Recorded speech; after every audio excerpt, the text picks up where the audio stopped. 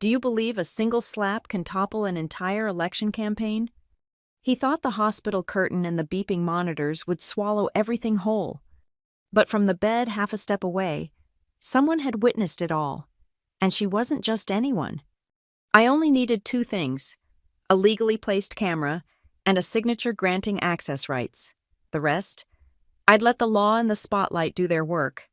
My name is Olivia Harper, and at 34, I'd built my career on spotting risks before they exploded. As a clinical compliance specialist at Riverton General Hospital in Northlake, I spent my days ensuring every protocol was followed, every document properly filed, every potential liability identified and neutralized. It's ironic how the biggest threat to my family came from within, dressed in a $3,000 suit and campaign buttons. My mother, Linda, had just undergone hip replacement surgery. At 62, she'd postponed it too long. But that was Mom, always putting others first. The operation went smoothly, but recovery meant weeks of vulnerability, pain medication, and dependence on others. That's when Carl Whitaker, my stepfather of 8 years, saw his opportunity. Carl wasn't just any small-town businessman. He owned half the commercial real estate on Main Street and was neck-deep in his campaign for deputy mayor. His campaign posters plastered across town showed him with his arm around Mom, selling the image of the perfect family man. Integrity, family, progress. The slogan made me sick every time I passed one. The first red flag appeared 3 days after Mom's surgery. I arrived for my evening visit to find Carl hunched over her bed with a stack of documents, pen in hand. Mom's eyes were glassy from the morphine drip. "What are you doing?" I asked from the doorway. Carl's head snapped up. "Just handling some routine paperwork. Nothing for you to worry about." I stepped closer, recognizing the letterhead of Brennan and Associates, the law firm downtown. Power of attorney documents? Mom already has a healthcare proxy. Financial matters. Olivia, your mother asked me to handle things while she recovers. His tone was smooth, practiced, the voice he used at town halls. Mom's head lolled slightly. "Carl handles everything." "Mom, you're on heavy pain medication. Any legal documents signed now are perfectly valid," Carl interrupted. "Linda is of sound mind. Aren't you, sweetheart?" I photographed the scene with my phone before he could object. "I'll need copies of whatever she signs." "That's not necessary. It's hospital protocol. All legal documents executed on premises need to be logged." It wasn't, strictly speaking, but Carl didn't know our policies. His jaw tightened. "Fine, I'll have my assistant send them over." They never came. Over the next week, I pieced together Carl's plan through careful observation and my access to public records. A perk of my compliance role. 3 LLCs had been registered in the past month, all with addresses matching properties Mom owned before the marriage. Her vacation cottage in Oak Hills, the one Dad left her, was listed for sale at 60% below market value. The buyer? An anonymous cash offer through one of those new LLCs. I started documenting everything. Timestamps of Carl's visits, elevator logs, keycard access records. My compliance training had taught me the power of a paper trail. Every interaction, every suspicious transaction, every overhead conversation went into my encrypted files.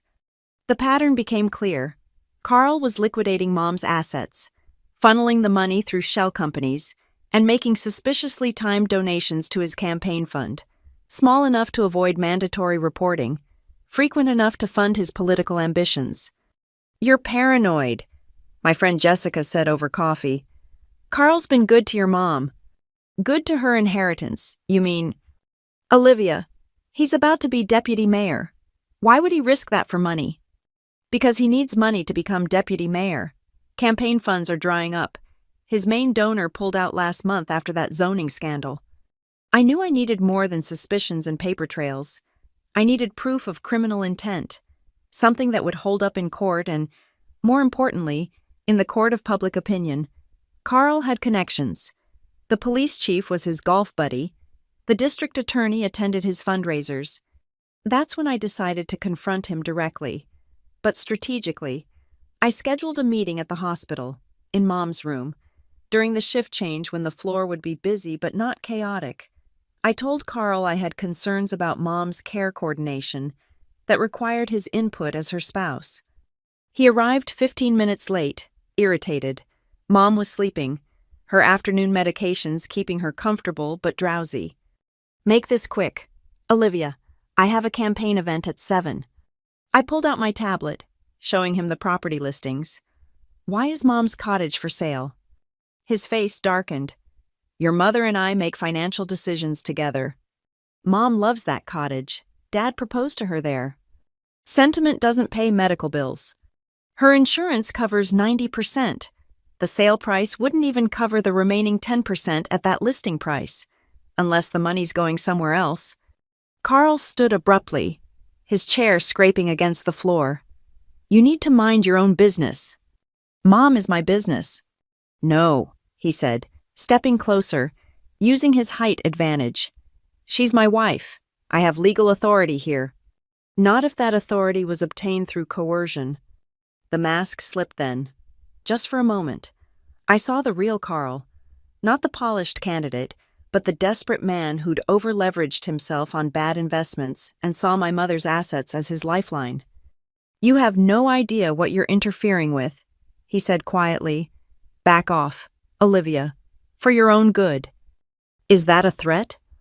"It's advice. From family."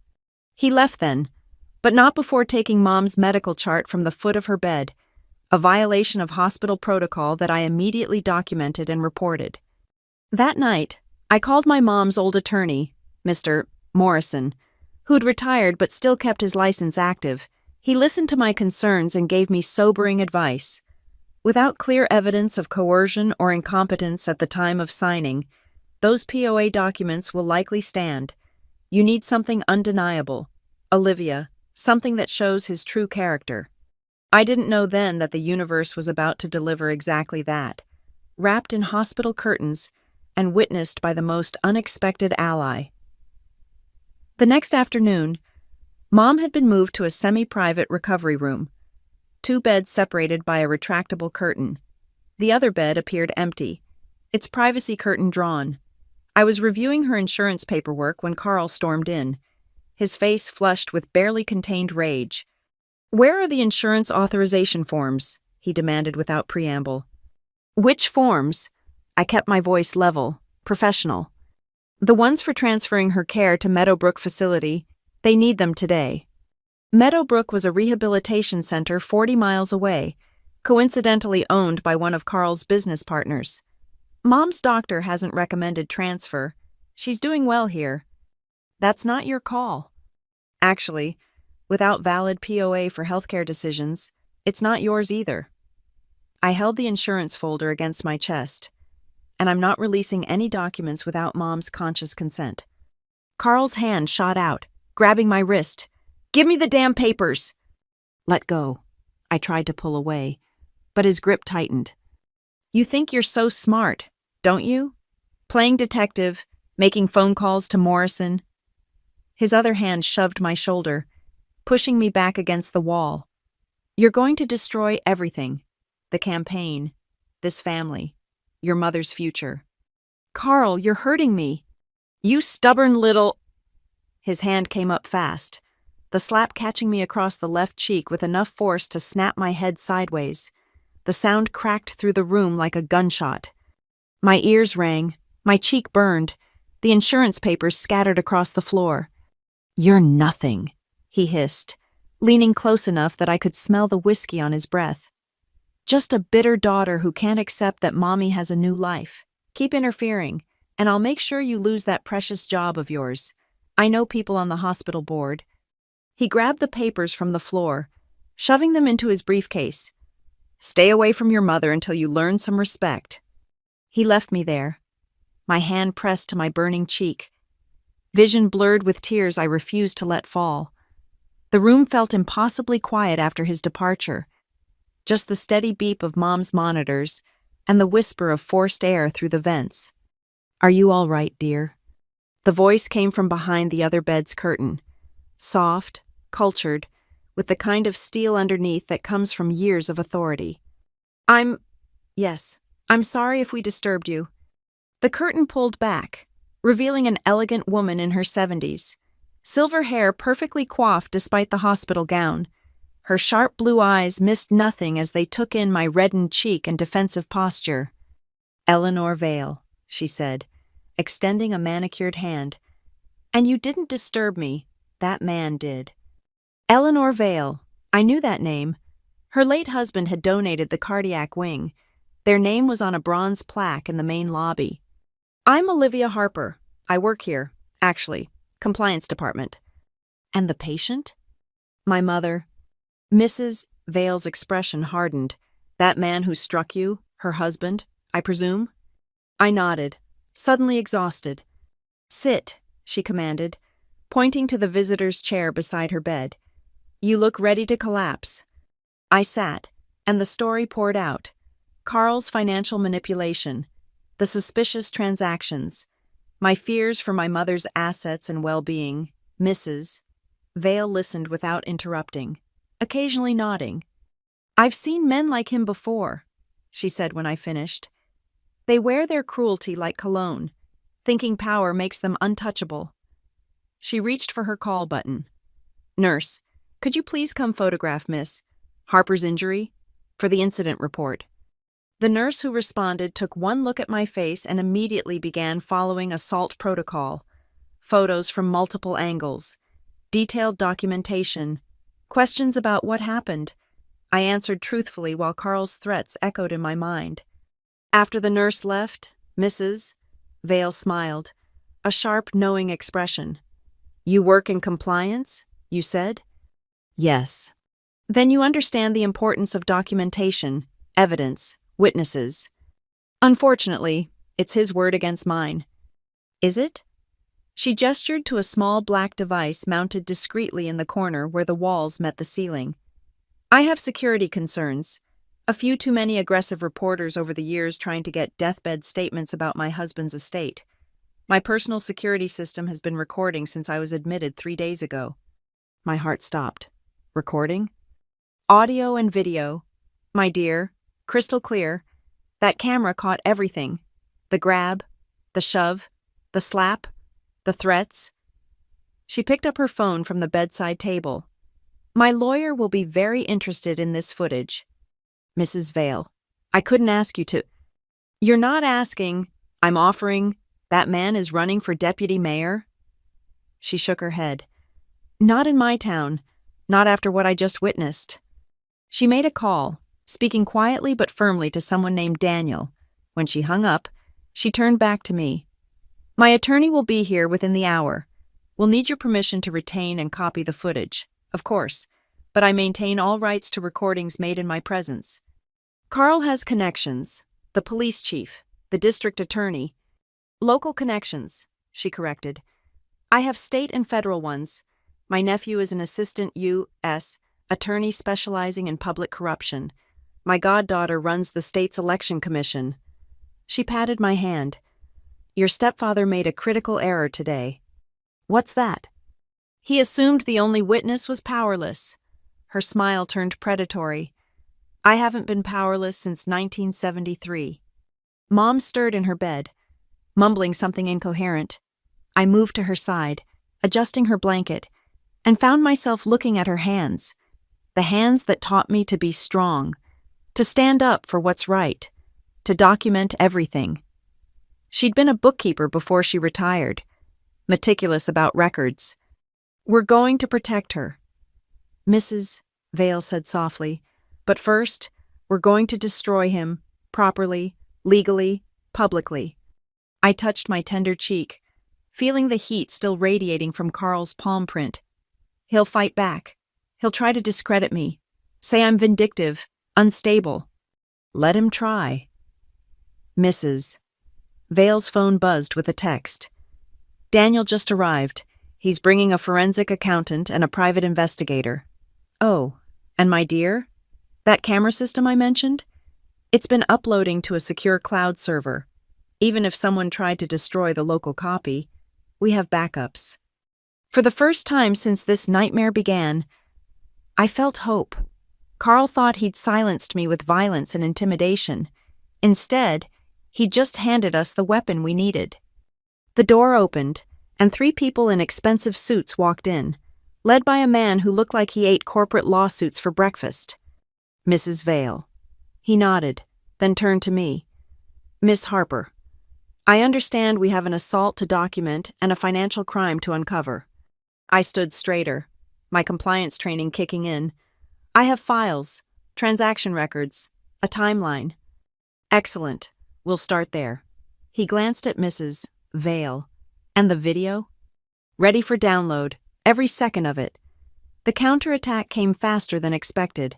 By the next morning, Carl had already begun his campaign to discredit me. I arrived at work to find my supervisor, Janet, waiting in my office with HR representative Marcus Williams.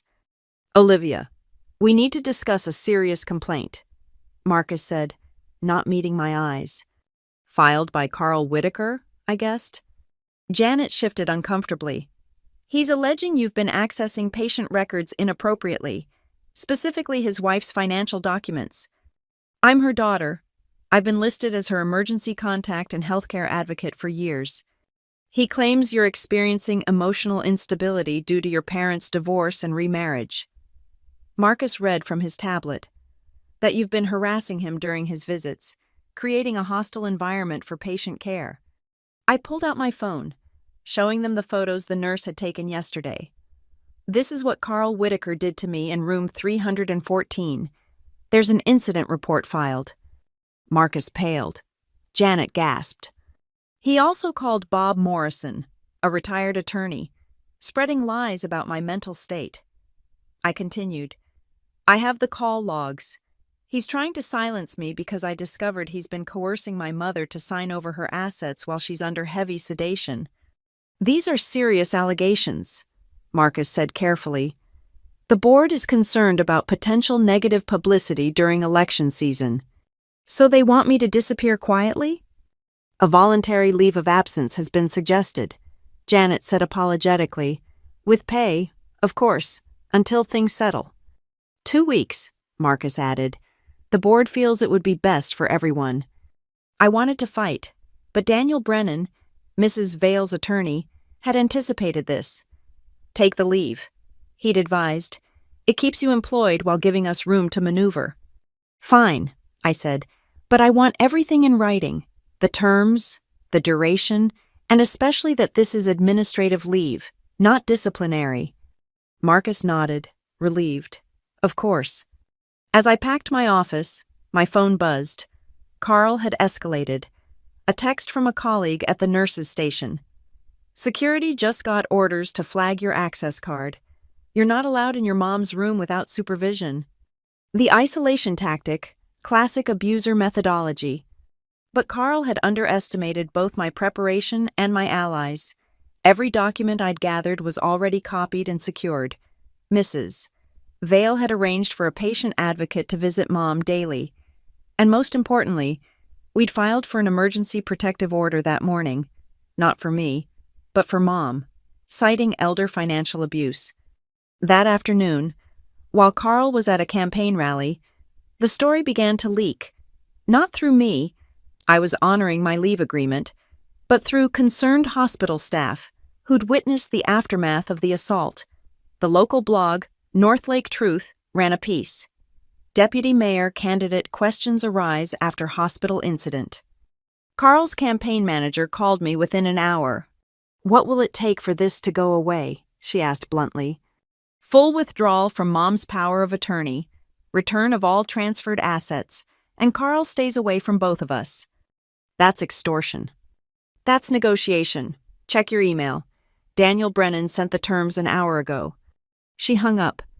That evening, I sat in Mrs. Vale's study. She'd been discharged but insisted I use her home as a base of operations. The forensic accountant, Sarah Kim, had spread financial records across the mahogany desk. It's worse than you thought. Sarah said, the cottage sale was just the beginning. He's taken out 3 loans against properties in your mother's name, forged her signature on the applications. The money went straight to campaign advertising buys. That's federal fraud, Daniel noted. Campaign finance violations, wire fraud, forgery. He's looking at serious prison time. We need more than financial crimes. Mrs. Vale said from her wingback chair, the public forgives money scandals. They don't forgive violence against women.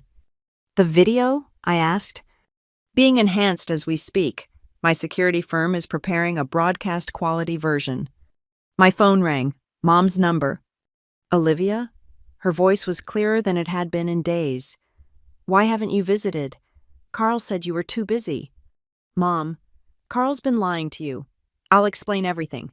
But first, has he asked you to sign anything else? A pause. The nurse wouldn't let him. Said something about a court order. He was furious. The emergency protective order had gone through. Mom, do you remember signing papers a few days ago? It's fuzzy. Carl said it was insurance forms. It wasn't. He tricked you into signing over power of attorney. We're fixing it. Oh, honey, no, Carl wouldn't. Mom, I have proof, video evidence, financial records. He's been stealing from you to fund his campaign. Silence stretched between us. The cottage? She finally asked. He said we needed to sell the cottage? He already listed it, below market value, to a company he secretly owns. I heard her sharp intake of breath. Your father proposed to me at that cottage. I know, Mom. We're going to stop him. Olivia. Her voice turned steel. The voice I remembered from childhood when someone tried to cheat her at the grocery store. Destroy him. I smiled for the first time in days. Already in progress. After hanging up, I turned to the team assembled in Mrs. Vale's study. She's on board. What's our next move? Daniel pulled up a calendar on his laptop. The next campaign debate is Thursday, 3 days from now, public forum, broadcast live on local cable. Perfect, Mrs. Vale said. A captive audience, media present, and Carl on stage unable to escape. We'll need the prosecutor on board by then, Sarah added. These financial documents alone should be enough for an arrest warrant. My nephew is already reviewing everything, Mrs. Vale assured us. Federal prosecutors love campaign finance violations. It's like Christmas morning for them. I touched my cheek, where the bruise had darkened to purple-green. Carl thought he'd won by getting me suspended, by isolating me from Mom, by spreading his poison through the hospital administration. He had no idea what was coming. There's one more thing, I said. The nurse who documented my injury, she heard Carl threaten my job. She's willing to testify. Daniel made a note. Witness tampering, add it to the list. Outside, October rain began to fall, spattering against the tall windows of Mrs. Vale's study. 3 days until the debate. 3 days to compile everything into an airtight case that would end Carl's political career and quite possibly his freedom. You know, Mrs. Vale mused, swirling her brandy. I haven't enjoyed myself this much since I took down that congressman in '98. What happened to him? Sarah asked. Oh, he's still in federal prison. Mail fraud, tax evasion, and assault. She raised her glass to me. But he only slapped his secretary. Your stepfather slapped the wrong woman's protege. The revelation came from an unexpected source. While I was locked out of the hospital, Mrs. Vale had arranged for her personal physician, Dr. Margaret Steele, to take over Mom's care. Dr. Steele was thorough, obsessively so. She ordered a complete review of Mom's medication history, and that's when she found it. Your mother was given 3 times the standard dose of Dilaudid on the day she signed those papers. Doctor, Steele told me over the phone. The nursing notes show Carl specifically requested maximum pain management that morning, overriding the standard protocol. That's medication tampering, I said, gripping the phone tighter. It's more than that. The dose administered would have significantly impaired her cognitive function. Any document signed under that level of sedation could be challenged as invalid. I immediately called Daniel, who was already drafting subpoenas. Get me the medication administration records, the pharmacy logs, everything, and find out which nurse administered those doses. The nurse turned out to be Teresa Coleman, a traveling nurse who'd only worked 3 shifts at Riverton General, all coincidentally when Mom needed extra medication. She'd left town immediately after, but our private investigator tracked her down to a motel 2 states away, where she broke down and admitted Carl had paid her $10,000 to ensure Mom was comfortable during his visits. "I didn't know he was getting her to sign things," Teresa sobbed over the recorded phone call.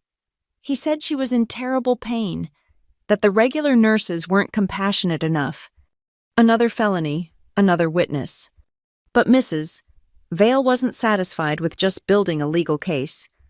"We need public momentum," she declared during our strategy session. "The court of public opinion matters as much as the legal one." She orchestrated a brilliant campaign. First, she had her accountant accidentally mention at the country club that strange financial transactions had been flagged in Carl's campaign funds. Within hours, the gossip mill was churning. Then she arranged for the local newspaper to receive an anonymous tip about the cottage sale, complete with documentation showing the buyer's LLC traced back to Carl's assistant. The newspaper ran the story on Tuesday. Questions arise over deputy mayor candidate's property dealings. Carl's response was predictable. He held a press conference, my mother prominently displayed beside him in a wheelchair, looking frail and confused. "These are baseless attacks from a disgruntled stepdaughter who has never accepted her mother's happiness," he announced. "Olivia Harper has a history of mental instability and vindictive behavior. I've had to take legal measures to protect my wife from her own daughter's harassment." Mom sat silent, her eyes unfocused. They'd clearly medicated her for the appearance. "That son of a bitch," I muttered, watching the live stream from Mrs. Vale's study. "Perfect," Daniel said, surprising me. "He just went on record denying everything.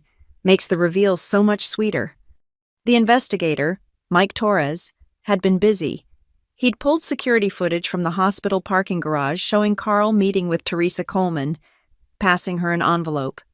He'd obtained bank records showing the $10,000 withdrawal from Carl's personal account the day before. He'd even found the pharmacy tech who'd questioned the unusual medication orders, but been told to process them anyway. "Every lie creates a trail," Mike explained. "Carl's been so focused on covering the big crime, the financial fraud, he got sloppy with the details." Wednesday arrived with a surprise. The hospital board, facing mounting pressure and the threat of a federal investigation into patient safety violations, suddenly reversed course. Marcus from HR called personally. "The board has reviewed the situation," he said carefully. "Your administrative leave has been converted to paid time off, and you're welcome to return whenever you feel ready. Additionally, security has been instructed to grant you full access to visit your mother." What changed their minds? Mrs. Vale bought a table at the hospital's upcoming gala, a $100,000 table, and mentioned she's considering funding a new patient advocacy program. Money talks, even in healthcare. I visited Mom that afternoon. She was lucid. The proper medication protocols restored.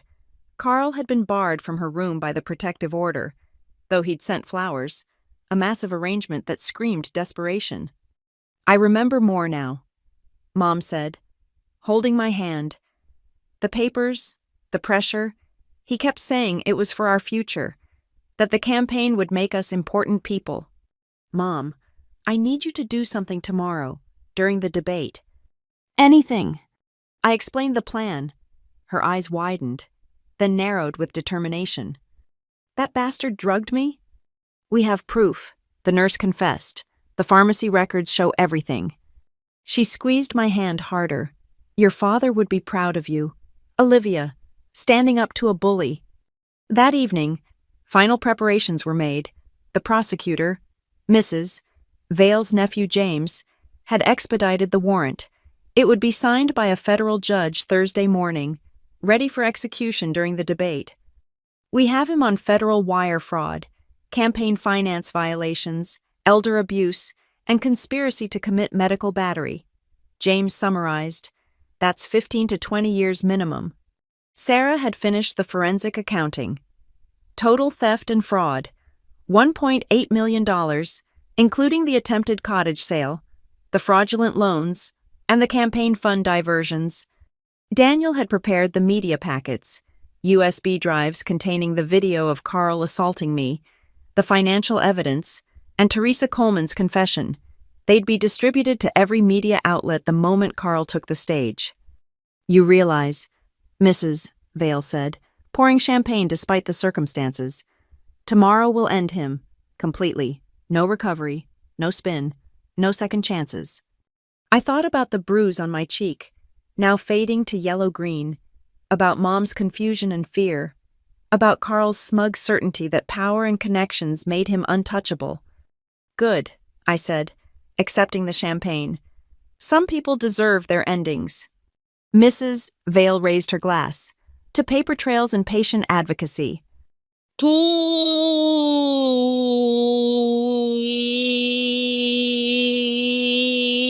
yesterday," Daniel added. "To my mother," I said quietly, "who taught me to document everything." Thursday would dawn with Carl Whitaker thinking he was about to triumph in his debate, cementing his path to deputy mayor. He had no idea that every document was in place, every witness ready, every trap set. The paper trail he dismissed as bureaucratic nonsense would become the noose around his political neck, and the woman he'd slapped in a hospital room would be sitting in the front row, watching his empire crumble in real time. "One more thing," James said as we prepared to leave. "The FBI wants to observe tomorrow. Apparently, they've been investigating campaign finance irregularities in several local races. Carl just made their job much easier." The federal anvil was about to drop, and Carl was standing directly beneath it, still looking up at his imagined glory. The beauty of a paper trail is its indifference to power or persuasion. Numbers don't lie. Timestamps can't be charmed. Digital footprints persist despite protests of innocence. I spent Wednesday night in the conference room of Daniel's law firm, surrounded by the evidence we'd methodically assembled. My compliance training had prepared me for this. The careful cross-referencing, the chain of custody, the irrefutable sequencing of events. "Start with the timeline," Daniel instructed. "Judges love chronology." I pulled up the master document on my laptop. October 2nd, 10:47 a.m. Carl enters the hospital using his visitor pass. Security log confirmed. 10:52 a.m. He badges into the pharmacy wing, supposedly looking for the restroom. 10:54 a.m. Teresa Coleman accesses the medication system and overrides the standard dilaudid protocol for Linda Harper. 11:15 a.m. Sarah continued, reading from her forensic analysis. First forged signature appears on the power of attorney document. Notice the pen pressure, consistent with someone who's heavily sedated, guided hand motion. Mike Torres added his findings. 11:22 a.m.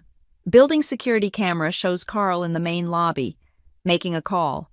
Phone records subpoenaed from Verizon confirm he called his attorney to file the POA papers immediately. 11:45 a.m. I resumed. Mom's electronic signature appears on a wire transfer authorization moving $400,000 from her investment account to a new LLC called Northlake Holdings. The IP address traces to Carl's laptop. Every crime created data. Every piece of data told a story. "The cottage listing?" Daniel prompted. Posted online at 2:15 p.m. the same day. Listed at $180,000 when the tax assessment values it at $300,000. The buying LLC was created just 6 hours earlier. Sarah pulled up bank records. The pattern is obvious once you map it. Money flows from Linda's accounts to shell companies, sits for 24, 48 hours, then moves to smaller amounts, all under $10,000 to avoid federal reporting requirements, into Carl's campaign fund. "Structured deposits," James said from the speakerphone, calling from the federal prosecutor's office. "That alone is a felony." He thought he was being clever, but he just added money laundering to his charges. I'd created a visual chart, the kind prosecutors love for juries, boxes and arrows showing the money flow, color-coded by date, with corresponding evidence numbers. Carl's financial DNA was all over it. Now the medication logs, I said, switching screens. 3 shifts where Teresa Coleman worked, each shift. Mom received excess pain medication precisely 45 minutes before Carl's visits. The correlation is 100%. Mike had done incredible work. Coleman's bank records show a $10,000 cash deposit October 3rd. She bought a bus ticket out of state October 5th, right after her last shift. Her motel was paid for with a credit card. The bill traced back to another Carl shell company. Consciousness of guilt, James noted. Juries love it when criminals run. The elevator access logs were particularly damning. Carl had used his visitor badge to access restricted areas 14 times, always when specific nurses were on break, always when Mom was scheduled for medication. He studied the patterns, I explained, knew when she'd be most vulnerable. Speaking of patterns, Daniel pulled up another document. Let's discuss the campaign finances. Sarah had outdone herself here. Carl's campaign reported raising $1.2 million, impressive for a deputy mayor race, but when you analyze the donors, 60% are LLCs created within the last 6 months, all registered to variations of the same 5 addresses, properties owned by Carl or his associates. He was donating to himself, Mike clarified, using stolen money to create the appearance of grassroots support. I pulled up the Federal Election Commission regulations. Maximum individual contribution is $2,900 per election. Carl created phantom donors to circumvent limits. Each LLC could donate separately, even though the money all came from the same source, Mom's accounts. The FBI will love this, James said. It's like he wrote a textbook on campaign finance violations. But the crown jewel of our paper trail was something unexpected. Mike had found it while reviewing Carl's business emails, obtained through a subpoena of his campaign headquarters server. Look at this, Mike said, pulling up an email dated 3 months ago. Carl to his campaign manager. Linda's assets could solve our funding problem. She trusts me completely. Just need the right moment when she's vulnerable. Premeditation, in writing, in his own words. He planned this before her surgery was even scheduled, I said quietly. Daniel nodded. That turns this from exploitation into conspiracy. He deliberately waited for her medical vulnerability. I thought about Mom, recovering in her hospital bed, slowly piecing together the betrayal. The man she'd trusted, loved, married. He'd seen her as nothing more than a funding source. The debate tomorrow, Daniel said, shifting focus. The warrant will be signed at 9 a.m. The debate starts at 7 p.m. We'll have everything ready. Media packets? I asked. 30 USB drives prepared, each containing the video, the financial charts, excerpts from the medication logs, and Coleman's confession. The moment Carl takes the stage, they go out. Sarah had created something special. A single-page infographic that told the whole story, theft amount at the top, timeline in the middle, charges at the bottom. For social media, she explained. It'll go viral in minutes. Local news? Mike asked. They're primed. 3 reporters have been investigating Carl's finances for weeks, hitting dead ends. Tomorrow, we hand them the whole story, gift-wrapped with evidence. James cleared his throat on the phone. The arrest team will be in place, 4 FBI agents, 2 U.S. Marshals. They'll wait for my signal. And Mom? I asked. She'll be there, Daniel confirmed. Doctor, Steele cleared her for the 2-hour absence, full mobility, clear-headed. She wants to look Carl in the eyes when it happens. I studied the conference room walls, covered with our evidence, printed emails, bank statements, screenshots, logs, photos, each one labeled, numbered, cross-referenced. Any single piece might be explained away. Together, they formed an inescapable net. You know what's ironic? I said.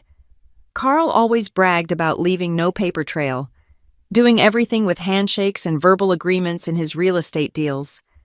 But crime requires documentation. Sarah observed, banks need forms, transfers need authorization. Campaigns need reports. And hospitals, I added.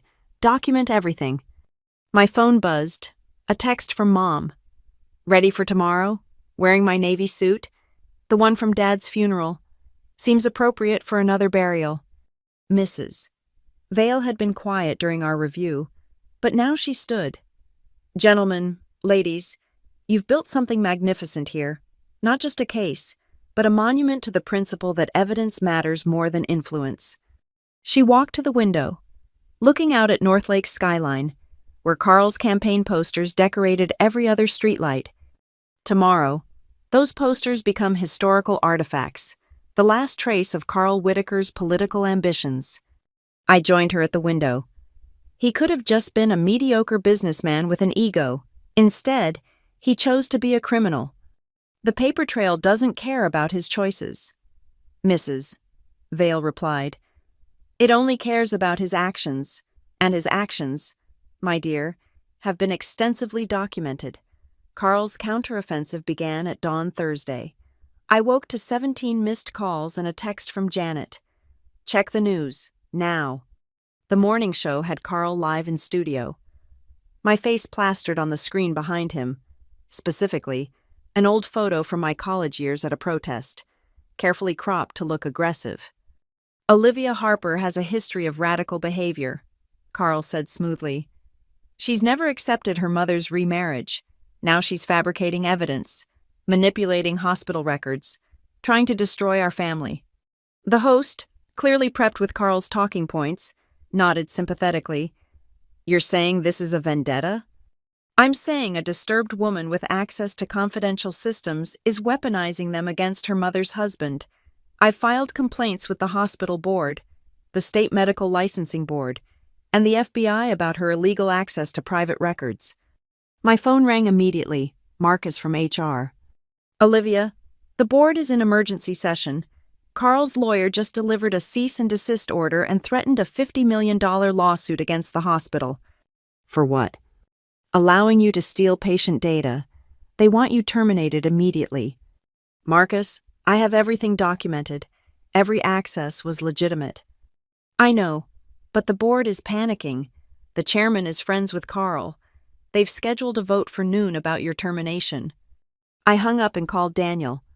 Carl's trying to get me fired before the debate. Let him try. We file our response at 11:45.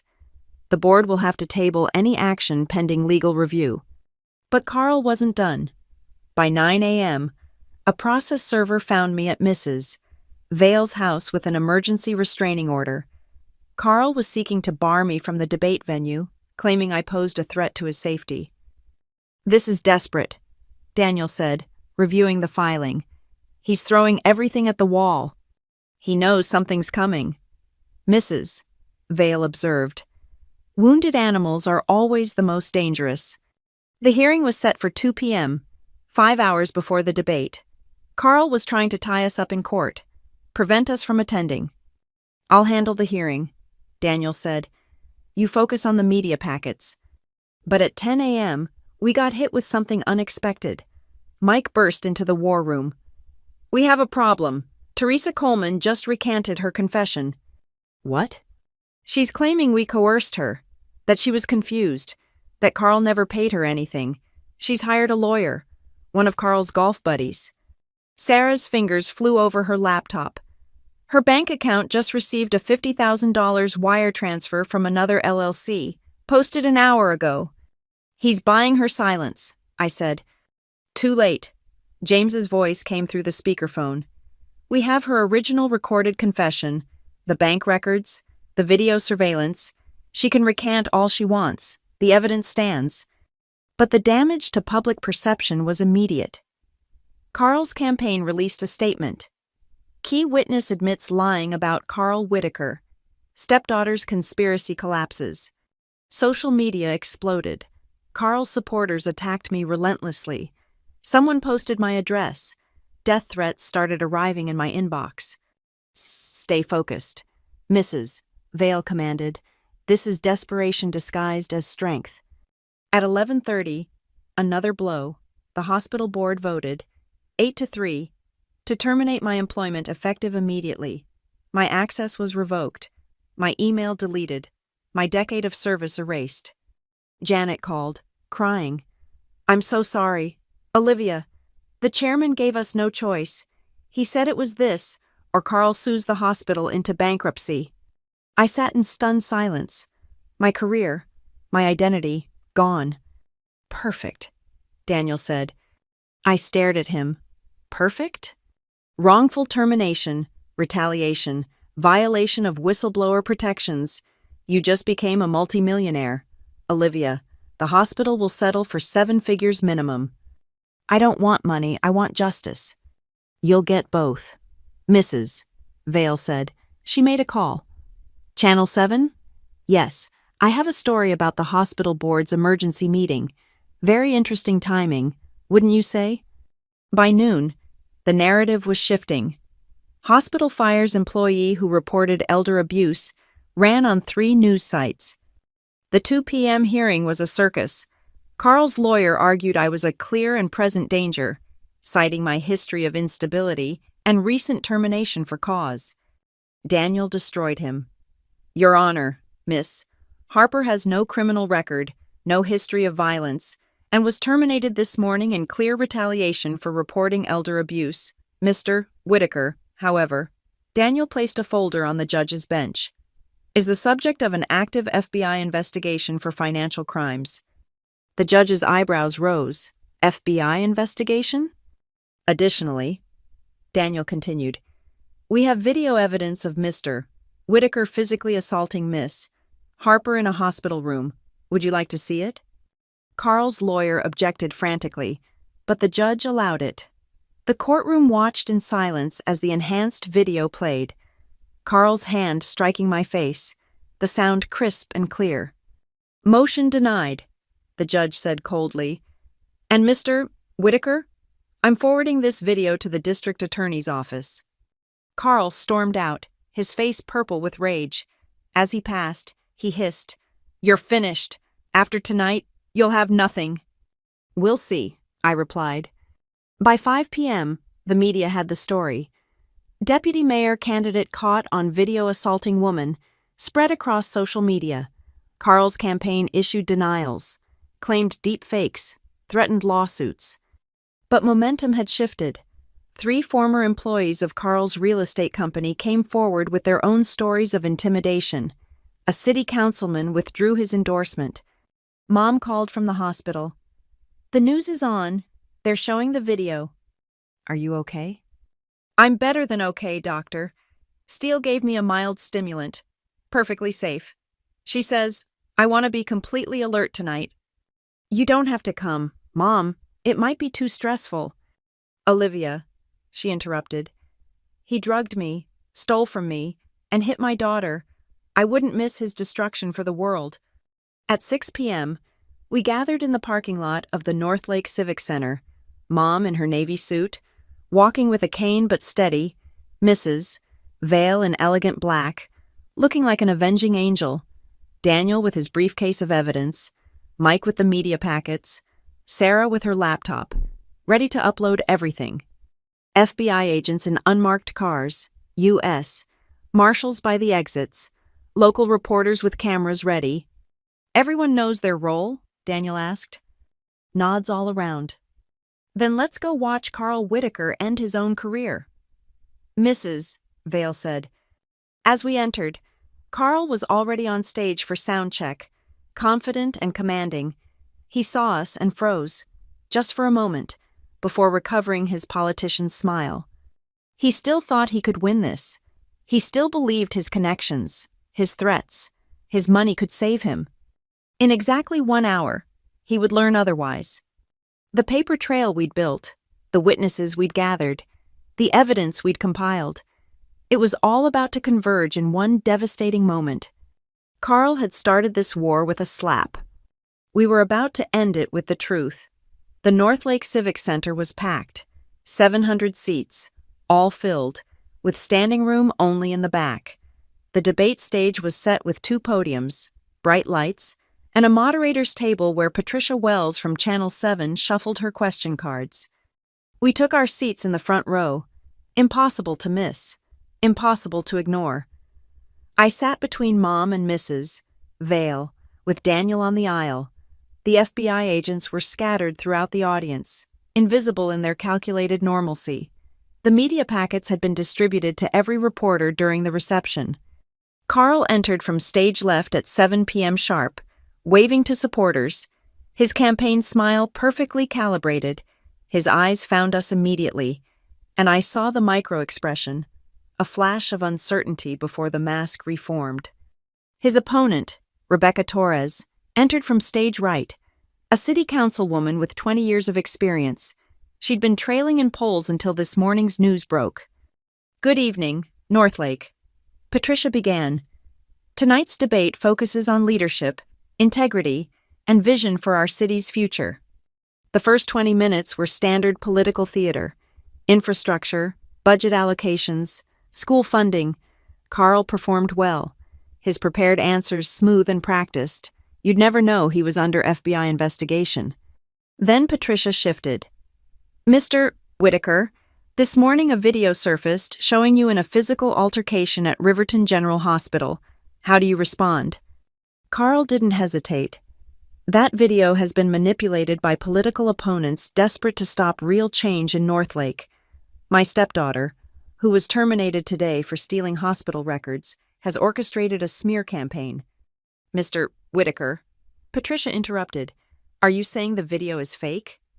"I'm saying it lacks context. Family disagreements happen, but to weaponize them politically shows the depth some people will sink to." From my seat, I felt Mom's hand tighten on mine. "Not yet." Rebecca Torres spoke carefully. "Mr. Whitaker, context or not, the video shows you striking a woman. How is that acceptable leadership?" "What's unacceptable?" Carl responded, turning aggressive. "Is how mental health issues in families get exploited. My stepdaughter has struggled with stability for years. We've tried to help her, but..." That's when Mom stood up. The entire auditorium turned. Linda Harper, 72 years old, post-surgical but ramrod straight, walked slowly to the audience microphone set up for Kwanda. "I'd like to address Mr. Whitaker's claims about my daughter's mental health," she said, her voice clear and steady. Patricia looked uncertain. "Ma'am, the Kwanda portion is scheduled for..." "Let her speak," someone shouted from the back. Then another. "Let her speak." The chant built until Patricia nodded. Mom looked directly at Carl. "My daughter has no mental health issues. What she has is evidence that you drugged me, stole my money, and assaulted her when she tried to protect me." The auditorium erupted. Carl gripped the podium. "Linda, you're confused. Your medication." "The medication you had a nurse overdose me with?" Mom pulled out a paper. "I have the pharmacy records right here. Triple doses of Dilaudid administered on your orders, 30 minutes before you had me sign financial documents." "This is ambush journalism," Carl's campaign manager shouted from the wings. But Mom wasn't finished. She held up another document.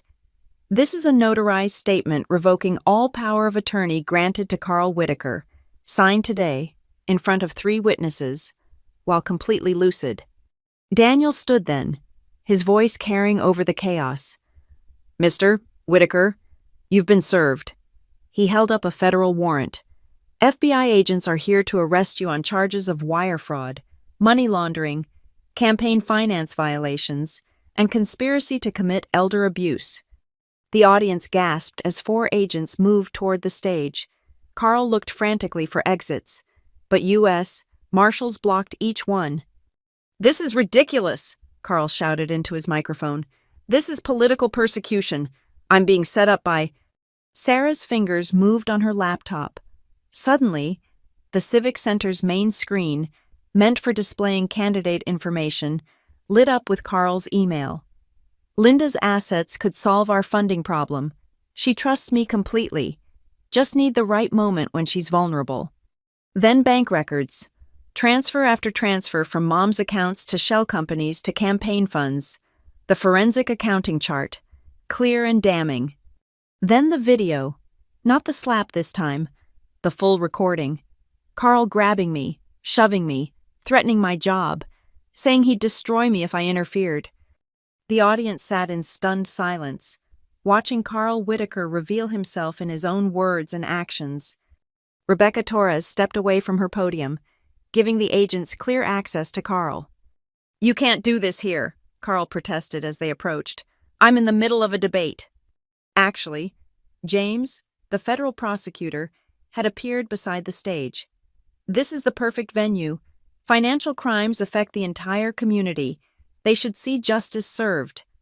The agents reached Carl. "Hands behind your back, Mr. Whitaker." For a moment, Carl looked ready to run.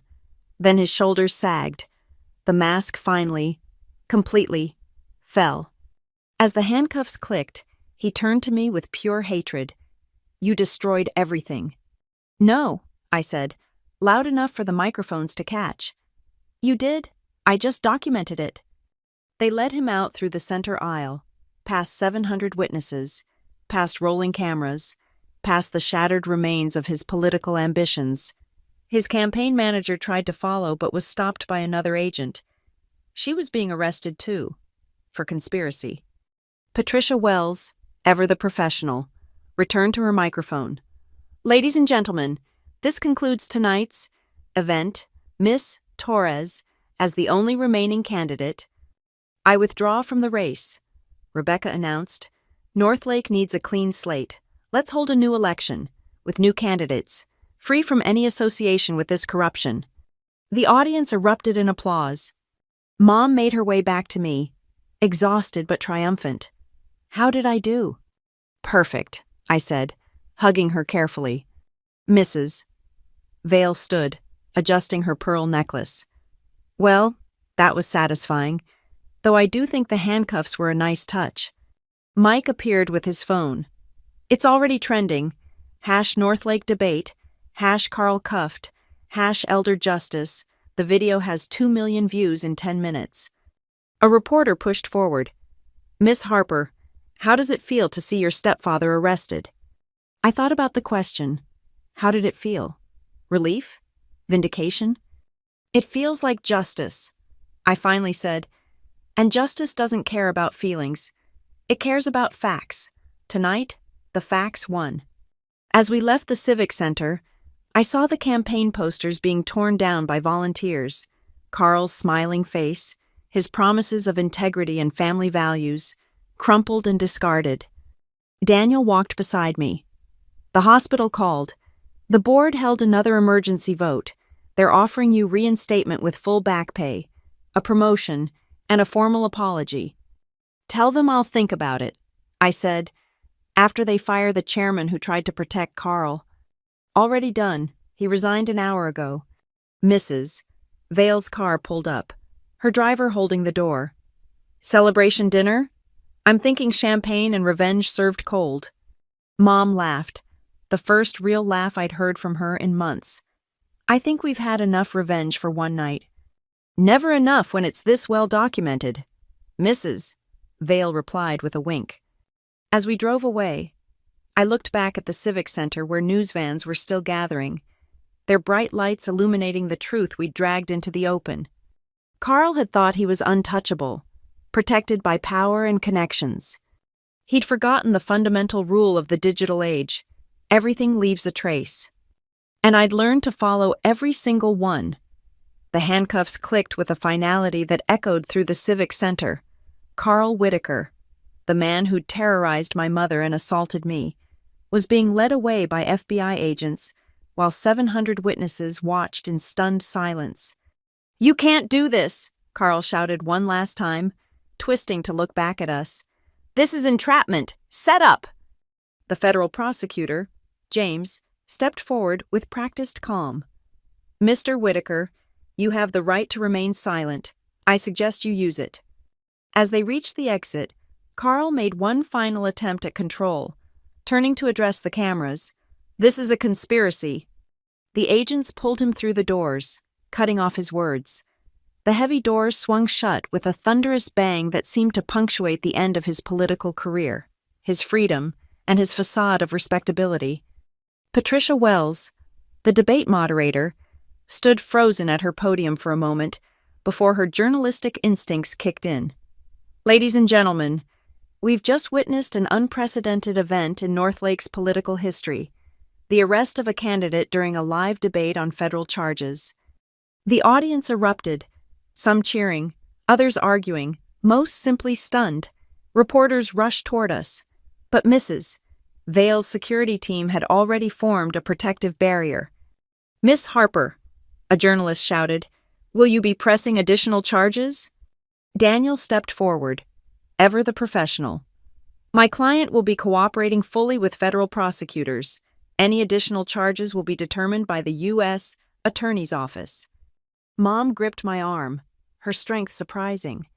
"I want to see his office." "Mom?" "His campaign headquarters. I want to see it." Mrs. Vale understood immediately. "Closure. Yes, let's go." We drove 3 blocks to the storefront Carl had rented for his campaign. The lights were still on, volunteers inside scrambling, phones ringing incessantly.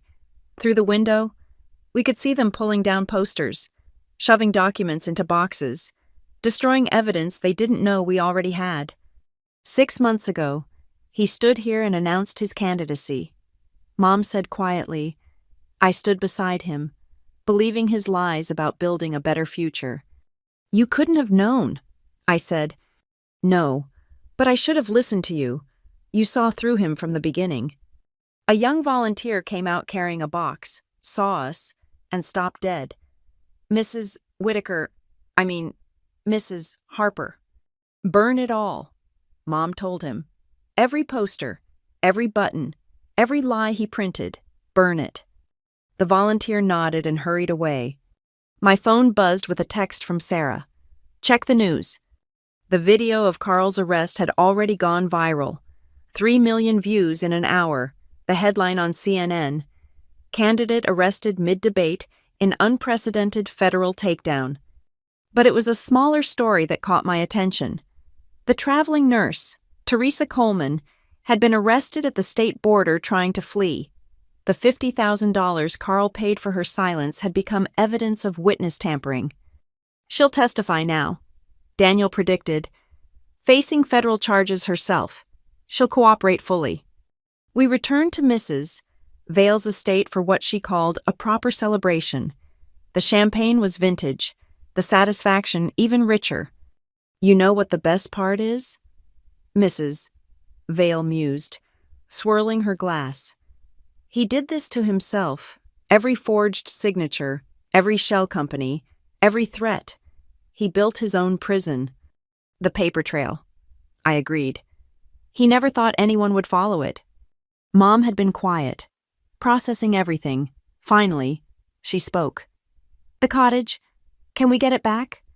Daniel smiled. "Already in motion. The sale was fraudulent. Completed under duress. It'll be reversed within the week." "Good," Mom said firmly. "I want to go there, where your father proposed, where real love existed." The next morning brought a cascade of consequences. Carl's assets were frozen by federal order. His real estate company's licenses were suspended pending investigation.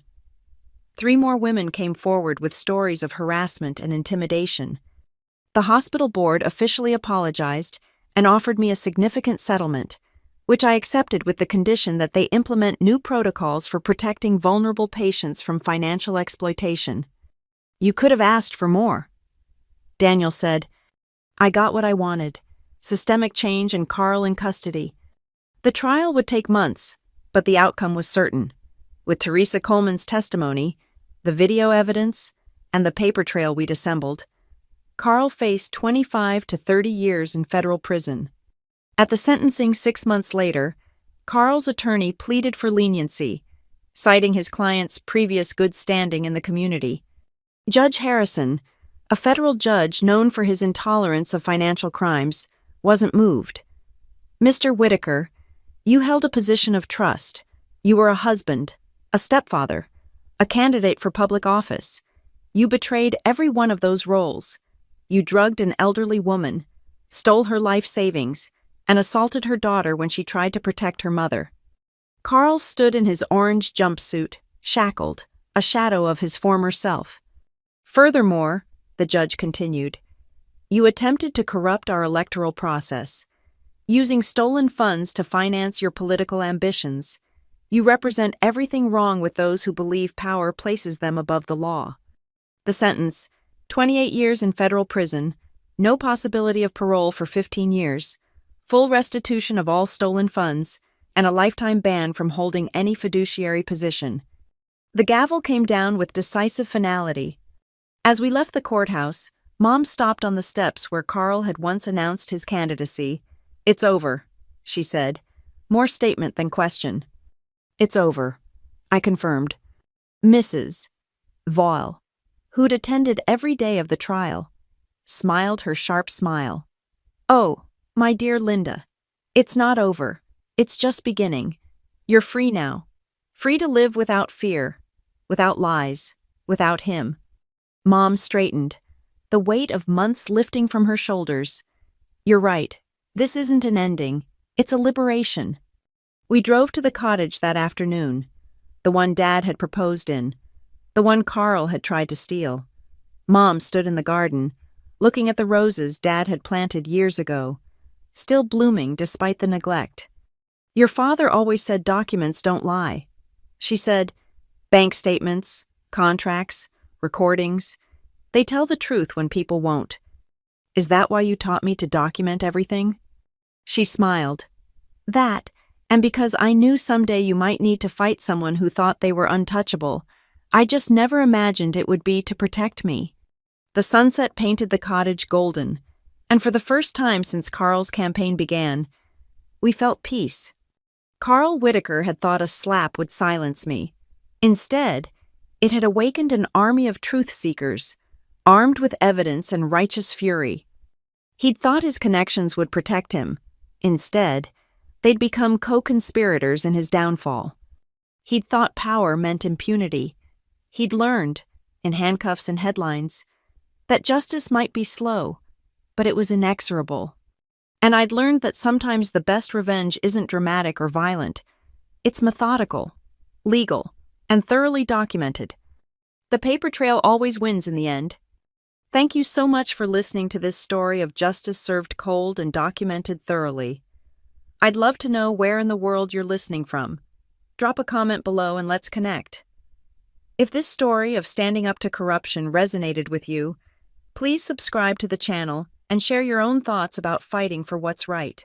What would you have done in Olivia's situation? Let me know in the comments.